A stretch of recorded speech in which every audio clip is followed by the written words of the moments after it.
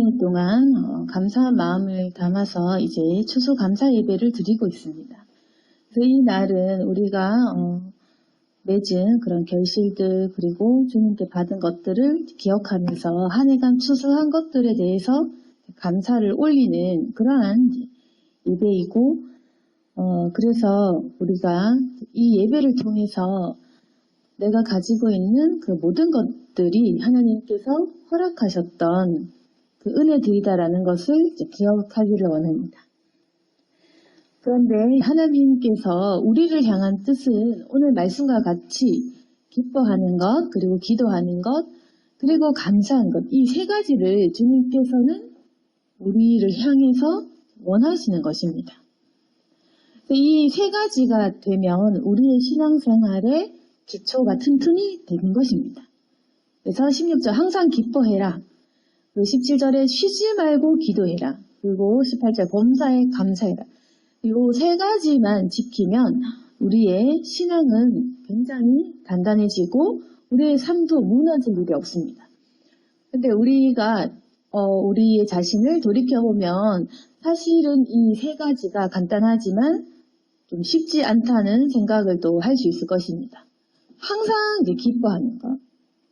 기쁠 때는 기뻐할 수 있지만 항상 기뻐해라. 이제 이것은 뭐냐면 기쁠 때 기뻐하고 슬플 때 슬퍼해라가 아니라 항상 기뻐해라라는 것은 지금 네가 가지고 있는 그 슬픔과 화나는 마음을 버려라는 것이 포함되어 있는 것입니다. 그래서 항상 기뻐해라. 이것이 어렵다는 것입니다. 그리고 바울이 이 권면을 했을 때는 아주 잘 살고 잘 먹는 성도라서 그래 기뻐해라 이게 아니라 이제 예수 그리스도를 위해서 고난을 받아야만 하는 우리의 이 상황과 그리고 앞으로도 계속 고난을 짊어져야 될 이 형제들, 성도들을 향해서 이야기하는 것입니다. 그럼에도 불구하고 항상 기뻐해라. 그 앞절에 15절만 해도 누가 누구에게든지 악으로 악을 갚지 말고 이렇게 악한 사람들도 우리를 향해 다가오고 또 고난을 받고 또 여러 가지 힘든 일을 겪겠지만 그럼에도 불구하고 너희는 항상 기뻐해라 이 말입니다. 그래서 우리가 신앙생활을 할 때 자주 넘어지고 불평을 할 수 있는 것은 하나님께서 왜 나를 이렇게 막으시지? 그리고 왜 내 앞길이 뭔가 잘 안 풀리지? 처음에는 우리가 죄를 돌아보고 또 회개를 할 수도 있겠지만 반복이 되다 보면 그게 우리의 낙심과 좌절로 이어지면서 불평하는 마음이 자기도 모르게 생깁니다. 그래서 낙심을 하면서 또 얼굴에 근심을 하고 화가 나기도 하고 또 나와 충돌되는 사람과 우리가 다투기도 할 것입니다. 그러다 보면 우리 마음에 분노가 하도 일어날 것입니다. 그런데 주님의 말씀은 항상 기뻐해라 이 말씀인데 그게 뭐냐면 어떤 상황이 닥치더라도 넌 앞으로 기뻐해야만 해 이 말입니다. 그러니까 하나님을 이제 믿겠다고 하면 이제는 악한 사람이 찾아와서 너를 해를 끼치지 너 기뻐해라. 그리고 이제 예수님을 위해서 고난을 받게 될 것이다. 너는 십자가를 지게 될 것이다. 너 기뻐해라. 그러니까 이 말은 뭐냐면 너 앞으로 기뻐하면서 고난의 짐을 짊어져라 이 뜻입니다. 근데 우리가 이것을 잘 순종하지 못하는 경우가 많을 것입니다. 그런데 불평하면서 십자가를 진다? 이거는 말이 안 되는 것입니다.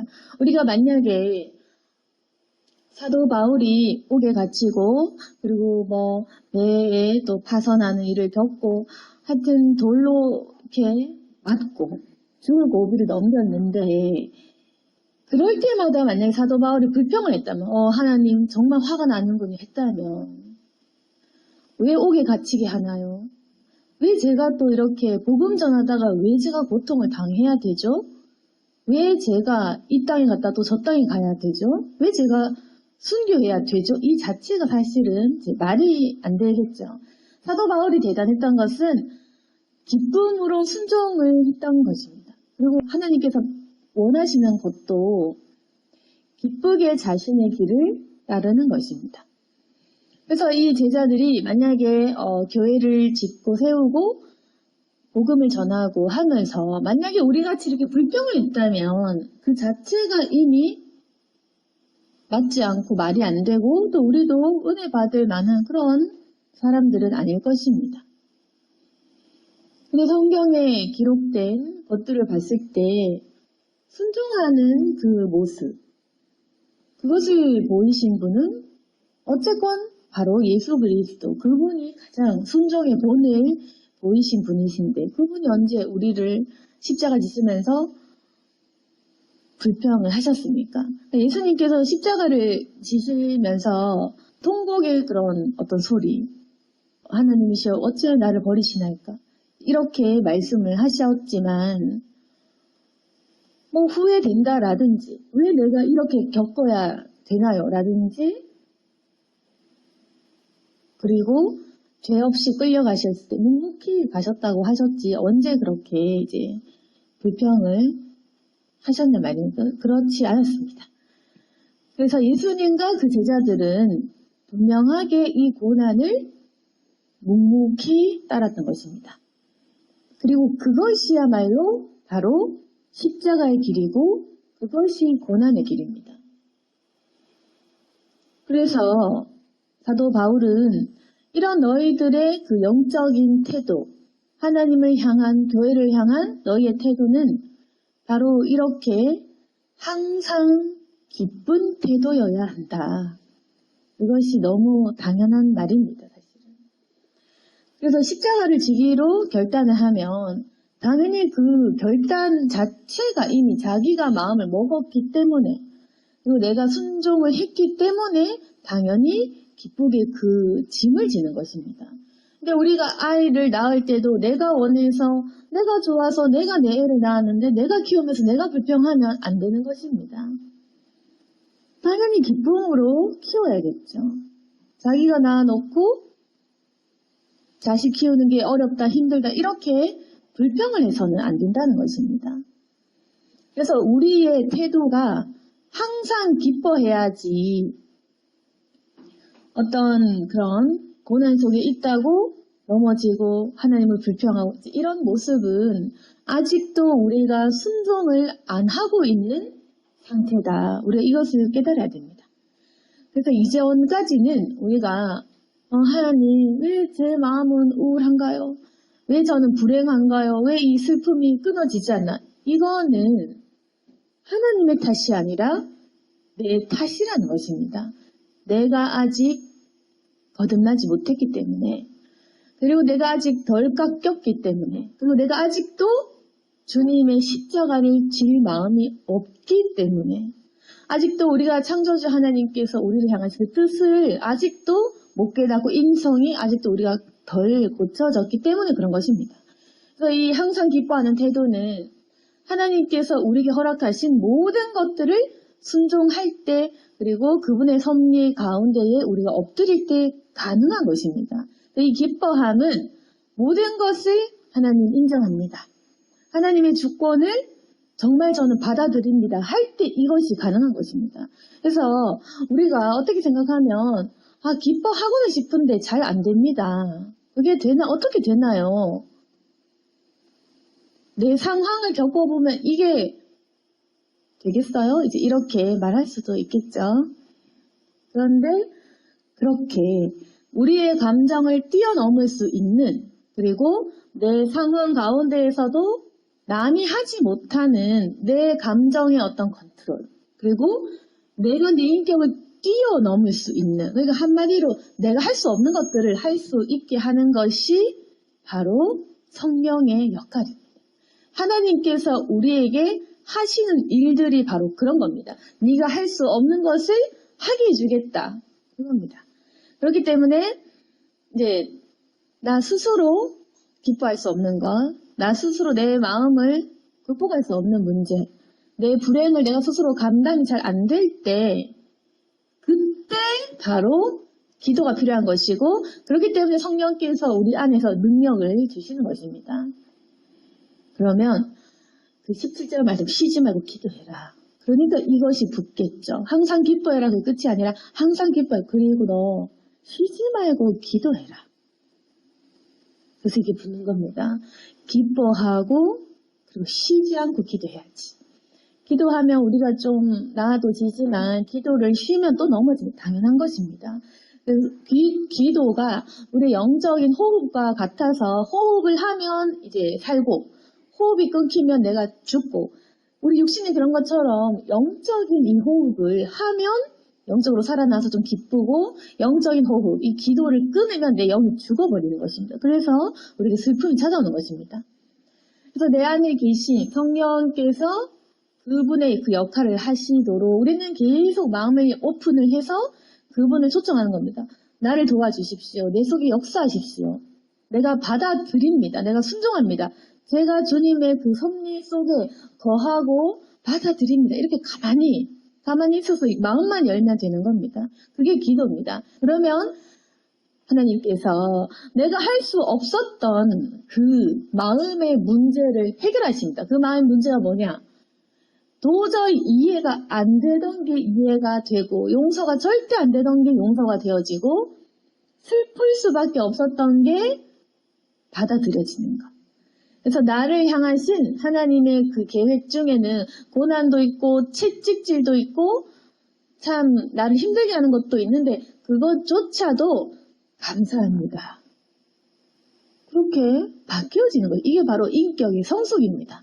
그래서 인격이 우리가 성숙하지 못하면 좋을 때 좋고 나쁠 때 나쁘고 감사할 때 감사하고 감사 안 하면 감사 안 하는 거. 그래서 하나님을 믿을만 하면 믿고 믿지 않으면 하나님을 버리는 것이 참 인격이 덜 성숙하고 믿음이 약한 상태. 그래서 우리가 계속 우리 자신을 이기지 못하는 겁니다. 안 믿을만 하면 도망가는 거. 나한테 손해가 된다 싶으면 딱 끊는 거. 그래서 우리가 우리 자신의 신앙을 한 번도 뛰어넘어 보지 못했던 것이겠죠. 근데 성령께서 그것을 가능하게 해주셔서 내가 하지 못했던 상태에 도달하는 것, 내가 스스로 컨트롤할 수 없는 내 감정과 내 상황을 뛰어넘는 것, 이게 바로 영적인 사람, 성령 받은 사람은 이게 되는 것입니다. 그래서 하나님께서 그렇게 하도록 하십니다. 이게 바로 변화입니다. 성령 받으면 이렇게 변화가 되고 사람의 그 영혼에 힘이 생기는 것입니다. 영적인 능력이 생기는 것입니다. 그러면 이제 우리가 변화가 됐다. 그러면 사람들이 얘기하겠죠. 어떻게 그렇게 당신은 큰 일을 당했는데 왜 기뻐할 수 있습니까? 어떻게 당신은 그렇게 가난한데도 그럼에도 불구하고 불평 없이 그렇게 하나님을 섬길 수 있나요? 어떻게 하면 당신처럼 그런 상황에서 하나님을 위하여 죽을 수밖에 없는 그 상황에서 감사할 수 있나요? 왜 예수님은 우리를 위해서 죽으셨지만 그럼에도 불구하고 우리의 죄를 용서하시고 왜 우리를 사랑하시고 그렇게 하셨습니까? 그래서 왜 이 질문이 계속 일어나야 됩니다. 왜 예수님은 우리를 사랑하셨을까? 그래서 나를 향해 사람들이 이렇게 질문해야 됩니다. 왜 당신은 그렇게 늘 기쁠 수 있는 것인가요? 왜 당신은 늘 기도하나요? 왜 당신은 실족이 없나요? 왜 항상 감사하나요? 이런 말을 우리가 들을 수 있어야 됩니다. 근데 우리 표정이 지금 찡그리고 화내고 예민하고 신경질적고 이러니까 그래서 제가 말씀을 드리는 겁니다. 웃으라고. 계속 웃고 얼굴을 피라고 말씀을 드리는 것입니다. 물론 저도 예전에 잘 안 될 때가 있었기 때문에 하나님 제 감정까지 어떻게 제가 마음대로 하겠습니까? 고난을 당하면 눈물 나고 찡그려지는 게 당연하고 웃는 것까지는 되지 않지 않을까? 이렇게 생각을 한 적도 있지만 결국에는 순종과 훈련은 필요한 것이다. 훈련되지 않으면 이건 가능할 수가 사실은 없습니다. 훈련인 겁니다. 근데 그 훈련이란 게 뭐냐면 순종하는 훈련, 화내고 싶은데 화를 참는 훈련, 그리고 내 감정대로 하고 싶지만 참는 훈련, 남의 말을 듣기 싫지만 남의 말을 들어보는 훈련, 내가 멋대로 하고 싶지만 멋대로 안 하는 훈련, 내가 남에게 관심이 없지만 관심을 주는 훈련, 내가 전도하고 싶으면 전도하는, 저는 그렇게 한 단계씩 밟아온 것입니다. 그러니까 순종도 훈련의 단계가 있기 때문에 하나씩 하는 사람은 계속 발전이 됐고 하나씩 안 하는 사람은 이 발전이 없는 겁니다. 순종의 훈련이라는 것은 아주 작은 것부터 내가 듣기 싫은 것들을 듣는 훈련, 내가 하기 싫은 것들을 이제 하는 훈련, 남을 섬기는 훈련, 그리고 기분이 나쁘지만 웃는 훈련, 또 내가 힘들지만 또 티를 안 내는 훈련, 믿지만 용서하는 훈련, 이 훈련을 우리가 하지 않잖아요. 그냥 우리는 신경질 나면 신경질 내고 화나면 화내고 이러니까 우리의 삶에 기쁨과 성령 충만한 삶이 없는 것입니다. 그래서 이것은 훈련을 통해 가능하고 이 훈련은 다름 아닌 순종이다. 항상 기뻐할 것, 그리고 더 기도할 것. 이것은 우리가 반드시 순종하면서 행해야 되는 것입니다. 그래서 18절 말씀에 범사에 감사해라. 이것을 우리가 까먹으면 잊어버리면 감사를 놓치게 됩니다. 그래서 사람이 어떠냐면 우리가 이렇게 살아가다가 큰일이 하나 닥치면 겁이 나고 2개 닥치면 왜 이러지 의문이 생겨 3개 닥치면 내 인생이 불행한 것 같고 4개, 5개 닥치면 그때는 원망이 되고 이해가 되지 않습니다. 그래서 우리가 신앙을 놓칩니다. 아 너무 힘든데 이건 아닌데 이렇게까지 안 풀리나? 난 이제 끝인가? 이런 생각이 들면 불행한 생각이 들고 우울한 마음에 잠시 될 것입니다. 근데 이렇게 불행한 마음을 이기게 하는 것도 역시 감사입니다. 불행은 감사로 누르는 것입니다. 우리가 우울한 마음, 불평하는 마음도 감사로 누르는 것입니다. 그럼 뭐냐? 한 가지 어려운 게 닥쳤다. 그래도 하나님 감사합니다. 이제까지 제가 살아온 것을 감사합니다. 그리고 또 불행이 2개, 3개 닥쳐도 하나님 구원받은 것 감사합니다. 하나님 내가 살아있는 거 감사합니다. 내가 오늘 버스 탈 차비가 있군요. 감사합니다. 사실은 이 감사는 가난을 좀 겪어봐야지 몸이 좀 아파봐야지 사실은 가능한 것인데 그래서 많은 것을 뺏겨본 사람은 감사가 되겠죠. 그래서 하나님이 우리의 고난을 허락을 하셨던 것입니다. 가난해 봐야지, 좀 없어 봐야지, 아파 봐야지, 잃어 봐야지, 버림당해 봐야지, 왕따가 한번 돼 봐야지 우리가 사람에 대한 감사를 회복할 수가 있는 것이죠. 그래서 예수님 믿으려면 하나님께서 우리를 많이 치십니다. 뺏어가고 배신당하게 하고 그렇게 합니다. 왜냐? 이제까지 네가 가졌던 것을 넌 몰랐잖아. 너 이제는 알겠지. 모든 것이 내가 허락해서 너는 가능했던 거야. 알려주십니다. 그래서 우리가 배우려면 인생의 고난은 꼭 필요한 것이다. 그러면 지혜 있는 사람은 하나님 이 고난도 엄청 좋습니다. 전 채찍도 좋습니다. 이제 이런 사람은 십자가에 지는 사람입니다. 근데 이런 사람은 좀 뭔가 도덕적이고 영적으로 좀 뛰어난 사람. 그냥 복만 구하는 사람은 어떤 동물의 삶과 짐승의 삶을 추구하는 영적이지 않은 육적인 사람. 하는 그냥 저는 밥만 먹으면 돼요. 저는 그냥 즐겁게만 하면 돼요. 평생 그냥 행복만 하면 돼요. 이제 이런 사람은 이제 모르겠죠. 뭐가 고난이고 뭐가 감사인지 뭐가 심판이고 무엇이 구원인지 잘 분별이 안 되는 것입니다. 그렇지만 여러 가지 고난을 당해서 무엇이 이제 은혜인지 아는 사람이 있습니다. 내가 그냥 눈을 떠서 보는 것도 정말 은혜구나. 내가 손을 쓸 수 있고 발로 걸어 다닐 수 있는 것도 은혜구나. 내가 이렇게 민간인으로 걸어 다니는 거, 우리가 감옥에 갇히지 않고 군대 가지 않고 이렇게 걸어 다니는 것도 은혜구나. 내가 여자로 태어난 거, 남자로 태어난 것도 은혜구나. 내가 이 남한에 사는 것도 은혜구나. 내가 이 한국에, 대구에, 수성구에 사는 것도 은혜구나. 아무튼 우리가 불평했겠지만 그래도 없는 것보다는 있는 게 낫습니다. 우리가 미워도 가족이 한 명에도 있는 게 낫고 미워도 옆에 누가 붙어 있는 게 낫고 이제까지 우리가 원망 불평도 했겠지만 있는 것들을 다시 한번 이렇게 생각을 해보기 원합니다. 그러면 가족이든 친구든 동력자든 우리가 교회 사람이든 교회든 받은 것이 진짜 많을 것입니다. 제대로 세아려 보면 우리가 안 받은 것은 한 4, 5개 혹은 10개, 20개. 우리가 안 받은 것은 하나님 앞에 10개 미만이라 우리가 받은 것은 한 1000개에서 10,000개 정도. 그렇게 될 것입니다. 그래서 정확히 우리가 겪지 않았는 그 고통들. 이 지구상에 불행한 사람들이 수없이 겪었던 그 문제들이 나에게 닥치지 않았던 그 시간마다 일어났던 발생해야 되는 사건, 사고들이 나를 비껴갔던 그 경우의 모든 수를 따지면 사실은 셀 수가 없겠죠. 수억, 수조겠죠. 우리를 거쳐간 그 많은 그 불행한 경우의 수가 우리를 다 비껴갔던 것입니다. 그만큼 감사할 것이 무궁무진하다는 것입니다. 그래서 하나님께서는 범사에 감사라. 너희들이 지금 고통당하고 있다고 하지만 그 2, 3개 그냥 그 너희를 연단시키고 너희를 채찍이라 하는 것뿐이야. 그거 역시도 사실은 은혜야. 너 고통 그거 아니다.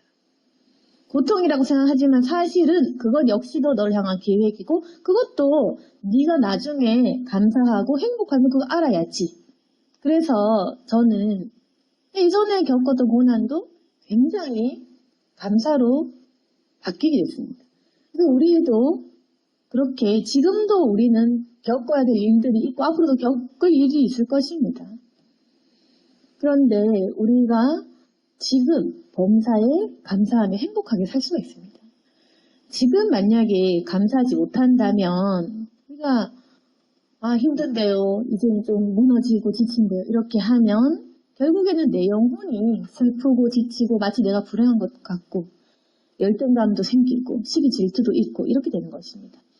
그렇지만 내가 가지고 있는 그 육신과 이 환경과 이 것들 중에서 내가 누리고 있는 이 많은 것들을 감사한다면 그때 우리의 마음에 또한 즐거움과 기쁨이 이렇게 생겨날 것입니다. 물론 우리에게 힘든 부분도 있겠지만 계속 감사한 것들을 찾아내야 됩니다.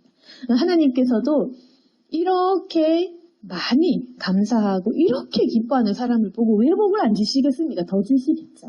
우리가 지금까지 신앙생활을 열심히도 안 하고 잘 안 하고 주일만 겨우 지켜도 이만큼 복을 주신 것 같으면 계속 감사하고 계속 기뻐하면 더 많은 복을 분명히 주십니다. 분명하게 하나님께서는 우리에게 더 큰 복을 주실 것입니다. 그래서 19절 성령을 소멸하지 말며 우리가 성령이 이미 안에 계시고 성령께서는 역사를 하시는데 죄 지으면 바로 성령께서 이렇게 소멸하는 용어가 있죠. 하나님이 없어지지 않죠. 우리 안에 있는 성령은 소멸되는 겁니다. 우리 안에는 그렇게 없는 겁니다. 내 안에는 성령이 충만할 수도 있고 성령이 소멸될 수도 있는 겁니다. 성령 소멸하지 마라. 하나님이 너를 떠나시는 부분이 아니라 네가 쫓아내잖아. 네가 왜 죄악을 선호하고 너 왜 죄 짓길 좋아하고 너 왜 방황하고 쾌락 즐기고 마귀가 주는 그 왜 좋아하고 왜 하나님 자꾸 나가라고 하냐. 우리가 죄를 짓죠. 그러면 그 죄를 짓는 자체가 우리 마음에 있는 성령 뭐 나가라 하는 겁니다. 우리가 성령님을 내보내는 겁니다. 그래서 왜냐? 하나님은 죄와 함께 하지 않으시기 때문에 2개 중 하나 양자택일을 하라고 하십니다. 마귀냐 나냐 하나님 선택을 하십니다. 세상이냐 나냐 선택해라. 그럼 우리 얘기하면 중간입니다. 이것도 아니고 저것도 아니고 둘 다 할게요. 아니 난 나간다. 그럼 하나님 나가시겠죠. 그러니까 우리는 계속 하나님도 믿고 세상도 따르고 중간을 하겠다고 하지만 그게 아니라 죄와 하나님은 함께 하시는 분이 아니시기 때문에 빛이 들어오면 어두움이 쫓아내어지고 절대로 같이 할 수 없기 때문에 우리가 죄 짓고 죄를 내 마음에 용납하고 허락해서 드리는 순간 그 순간 성령은 소멸되는 것입니다. 그래서 우리가 지금 성령 충만하지 못한 겁니다. 계속 머릿속으로는 계산하고 어떻게 하면 남에게 복수를 할까 괴롭힐까 미워할까 이런 잠재의식 속에서 무의식 속에서 그렇게 화를 낸다거나 남을 어떻게 해치려는 마음 아니지만 품는다거나 그렇게 하면 곧바로 우리 안에 있는 성령이 소멸되시니까. 그래서 그러면 또 성령이 소멸되니까 성령이 없고, 그러면 성령이 없으니까 능력이 없고, 능력이 없으니까 기뻐하게 하는 그 원동력이 없고, 그래서 기도하기 싫고, 이렇게 나락으로 떨어지겠죠. 그래서 순종하면 순종할수록 기쁘고 기도하고 감사하고 복받고 잘 풀리는데, 죄를 지으면 짓는 순간 성령도 없는 것 같고 하나님도 단절돼서 뭔가 안 되신 것 같고 뭔가 내용은 어두워지고 마귀는 계속 공격 들어오고, 그래서 길이라는 것입니다. 두 가지 중에 순종의 길과 불순종의 길은 명확히 나누어져 있어서 순종의 길로 가면 계속 순종을 할 수 있는 여건이 만들어집니다. 순종할 수밖에 없도록 계속 하나님이 도우십니다. 불순종을 하면 또 이것이 다시 돌아오기 힘들 정도로 불순종의 길로 자꾸 이렇게 우리를 인도합니다. 그래서 돌아오는 것이 사실은 굉장히 힘이 됩니다. 그래서 우리가 서로 교회에서 중보하라는 이유가 그거겠죠. 방황에 빠진 사람은 스스로 돌아올 수 있는 능력이 별로 없기 때문에 교회가 있어서 중보를 하고 옆에 사람이 도와줘야 됩니다. 돌아오라고 건져내는 전도 행위를 하라는 것입니다. 저 사람을 구해라, 살려라, 건져라, 전도해라, 저 사람을 도와줘라, 기도해라. 이렇게 하는 것은 이렇게 악한 마음을 품고 구렁텅이에 빠진 사람은 스스로 나오기 너무 힘이 들기 때문에, 그래서 성령을 받고 순종하는 자에게는 사명이 있는 것입니다. 영혼을 살려라. 그 사명이 있는 겁니다. 혼자 살아남으려고 하지 말고 너는 능력 있고 넌 성령 충만해. 넌 지혜가 있고 넌 하나님 알고 있어. 넌 순종의 길을 걷고 있어. 그러면 너는 힘이 있으니까 너는 그 옆에 사람도 네가 살려. 네 몫이다. 그래서 하나님께서는 그 방황하는 자들도 막 미워하는 것이 아니라 불쌍히 여기시면서 자신의 그 성령의 제자들 보내십니다.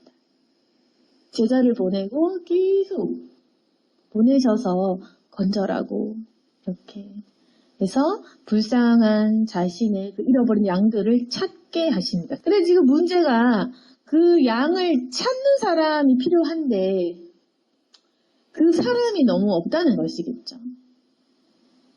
모두가 잃어버린 양이 되어버리면 누가 찾겠습니까? 그 어디도 하나님의 그 길을 따르는 십자가의 길을 따르는 그 고난을 기뻐할 만한 제자, 고난을 감당할 만한 제자, 그리고 다른 사람에게 무관심하지 않고 관심을 가질 만한 제자가 너무 적은 것입니다.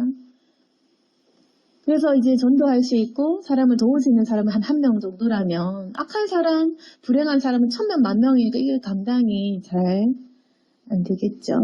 근데 중요한 것은 이 세상 굴러가는 모든 것들을 걱정할 필요가 아니라 내가 누가 되느냐가 중요한 것입니다. 나는 과연 잃어버린 양이 될 것인가, 찾는 양이 될 것인가. 우리는 과연 잃어버린 그 99마리 중에 한 마리가 되어서 계속 방황하고 말 안 듣고 주님의 속을 썩이면서 그 잃어버린 99명 안에 계속 들 것입니까? 아니면 그 99명을 찾아올 수 있는 하나님의 그 사람, 성령의 사람, 예수님의 제자가 될 것입니까? 내 영혼의 내 문제는 내가 결정하는 것입니다. 내 자유의지로 나는 누가 될 것인가? 그래서 이제 그 문제는 우리가 갖고 있겠죠. 계속해서 방황하는 양이 될 건지, 나는 영혼을 살릴 것인지. 근데 하나님을 만나고 그 사람이 들어오면 주체할 수 없이 그 길을 걷게 됩니다. 내가 결정할 수 없는 문제가 돼버립니다. 그래서 은혜를 많이 받은 사람은 그 주님이 주시는 마음이 속에서 넘쳐나기 때문에 어쩔 수 없이 그 길로 갑니다. 사도 바울처럼. 그렇게 하지 않고는 못 견디기 때문에 그 사람들은 당신 어떻게 기뻐할 수 있나요? 어떻게 그렇게 감사할 수 있나요? 왜 당신은 손해를 보나요? 왜 손해보면서까지 교회를 세우고 왜 섬기고 전도하고 왜 자기 자신 돌보지 않고 남만 생각하나요? 이렇게 할 수도 있지만 그렇게 하는 것이 더 편한 사람이 되는 것입니다. 하나님을 위해 사는 것이 더 편한 상태, 그리고 영혼을 살리는 것이 더 편한 상태, 이제는 하나님과 함께하고 고난받는 것이 더 기쁜 상태, 여러분도 그 상태가 되셔야 됩니다. 그러면 우리가 이전에 경험하지 못했던 평안과 확신이라는 것이 찾아옵니다. 그러면 그 평안과 확신은 어떤 세상의 그런 유혹과 내 인생에 찾아오는 불행도 이겨낼 수 있는 힘이 됩니다. 그리고 하나님께서는 그 사람을 찾으시고 정말로 감사할 자, 정말로 기쁘게 자신의 일을 할 자를 찾으십니다. 이제까지는 우리가 좀 불평하면서 믿었다면, 그리고 우리가 이전까지는 순종을 하고 싶지만 마음으로는 순종이 안 돼서 이제 머리로는 순종하지만 마음이 따라주지 않아서 불평하고 원망했다면, 이제는 우리가 기뻐해라, 이 말씀에 순종할 때 이제는 기뻐해야 되고 기뻐하면서 순종해야 되고 쉬지 말고 기도하고 그리고 늘 감사해야 된다는 거예요. 그래서 우리 신앙은 잘 안 될 때, 역경 가운데서 감사할 때 그게 진정한 감사가 되고, 안 기쁠 때 기뻐하는 게 진정한 마음이 되는 것입니다. 그래서 오늘 이 추수감사절에도 우리가 혹여나 좀 부족하고 덜 감사해도 올해 나 힘들게 해도 감사하는 것, 그때 감사를 더 받으십니다. 그래서 하나님, 우리가 잘 풀리고 부자 돼서 하는 헌신보다 우리 제일 가난할 때 조금 했는 그 헌신 더 기억하십니다. 네가 정말 할 수 없었던 헌금인데 이건 정말 네가 내놓을 수 없는 건데 너 진짜 가난했을 때인데 그때 했구나. 그걸 기억하신다는 겁니다. 그래서 우리가 잘 풀리고 해야지 이거보다는 안 풀리고 가난할 때 그때 마음을 들인다면 이 감사는 하나님을 감동케 하는 감사. 그래서 사실은 부자보다는 가난한 게 복일 수 있다는 게 그 말입니다. 가난도 우리에게 복이 될 수가 있는 것입니다. 그래서 우리가 어떤 상황이든지 감사할 수 있는 것, 어떤 상황이든지 기뻐할 수 있는 것, 그건 우리의 굉장히 큰 신앙의 인격이기 때문에 우리가 앞으로 감사하는 것, 기뻐하는 걸 잊지 말기를 바랍니다. 그리고 마지막 24절에 너희를 부르신 이는 미쁘시니 그가 또한 이루시리라, 이 말씀을 또한 기억하시길 원합니다. 그래서 하나님께서 우리를 부르셨고 그분은 신실하시고 거짓이 없으시고 정확하시기 때문에 그분이 결국 우리가 했던 기도 그리고 마음 간절한 모든 것을 보시고 이루실 것입니다. 뭘 이루시냐? 내 인생을 통한 하나님의 계획을 이루시고 그분이 천국에서 이루실 것들, 이 땅에서 이루실 것들, 그분이 하셔야 되는 그 구원의 역사를 이루실 것이고 우리를 통한 우리가 알지 못하는 그분의 세계를 이루실 것입니다. 그러니까 우리 이것을 믿고 전적으로 맡기고 앞으로 날마다 감사하는 저와 여러분이 되기를 소망합니다. 아멘. 기도하겠습니다. 거룩하신 하나님, 이제는 우리가 기뻐하고 감사할 수 있도록 도와주시옵소서. 이제 내 마음에 잠식해 있던 슬픔과 원망과 불행과 근심, 걱정이 떠나갈 수 있도록 도와주옵소서. 이제 무작정 기뻐하고 무조건 감사할 수 있도록 도와주시옵소서. 하나님, 우리가 사실은 가진 것이 많다는 것을 알게 도와주옵소서. 우리는 무엇보다 구원의 확신이 있습니다. 우리는 무엇보다 구원을 이미 받은 사람들입니다. 그것으로 말미암아 늘 만족해 하시고 충분하다 말할 수 있도록 하시고 구원의 기쁨이 날마다 우리의 마음을 지킬 수 있도록 도와주시옵소서. 구원 때문에 감격하고 구원 때문에 감사할 수 있도록 도와주시옵소서. 주님께서는 신실하시고 우리를 통하여 모든 것들을 이루실 것입니다. 오늘 우리가 감사의 마음을 담아 예배를 드렸습니다. 주님 기억하여 주시고 우리 모든 성도들 마음 가운데에 역사해 주시옵소서. 항상 기뻐하고 감사할 적에 주님께서 더 큰 복을 주셔서 우리 모든 성도들 마음을 지켜주시고 성령 충만하도록 도와주시고 그리고 더 큰 능력을 나타내어서 많은 사람들을 전도하고 주님의 품으로 인도하는 주님이 잃어버린 양을 찾을 자들이 될 수 있도록 도와주옵소서. 우리 모든 성도들을 축복하여 주옵소서. 예수님 이름으로 기도드렸습니다.